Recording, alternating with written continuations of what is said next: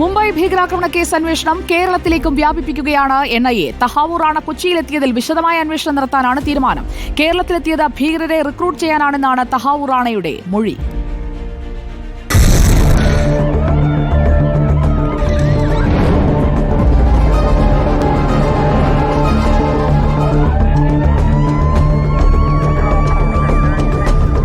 മുംബൈ ഭീകരാക്രമണ കേസിലെ സൂത്രധാരൻ തഹാവൂർ റാണയുടെ ചോദ്യം ചെയ്യൽ ദില്ലിയിൽ തുടരുമ്പോൾ പുറത്തുവരുന്നത് നിർണായക വിവരങ്ങളാണ്. റാണയുടെ ദക്ഷിണേന്ത്യൻ ബന്ധത്തിൽ വിശദമായ അന്വേഷണം നടത്താൻ തയ്യാറെടുക്കുകയാണ് അന്വേഷണ ഏജൻസികൾ. ഇതിൽ പ്രധാനം കൊച്ചി സന്ദർശനമാണ്. 2008 നവംബർ 16 തഹാവൂർ റാണ കേരളത്തിലെത്തിയത്.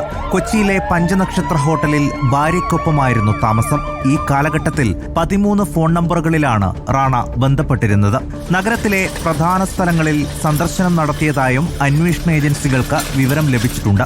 റാണ കൊച്ചിയിലെത്തിയതിന്റെ തെളിവുകൾ ഇമിഗ്രേഷൻ വകുപ്പിലുണ്ടെന്ന് മുൻ DGP ലോക്നാഥ് ബെഹ്റയും സ്ഥിരീകരിക്കുന്നു.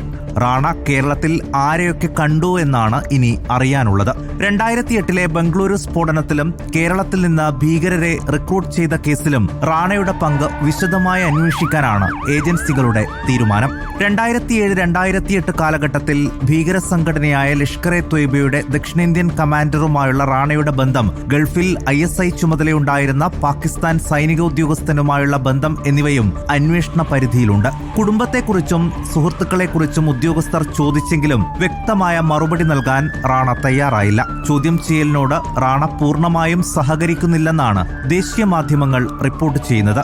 NIAക്ക് പുറമെ മറ്റ് കേന്ദ്ര അന്വേഷണ ഏജൻസികളും റാണയെ ചോദ്യം ചെയ്യാനായി അനുമതി തേടിയിട്ടുണ്ട് എന്നാണ് വിവരം. News desk reporter.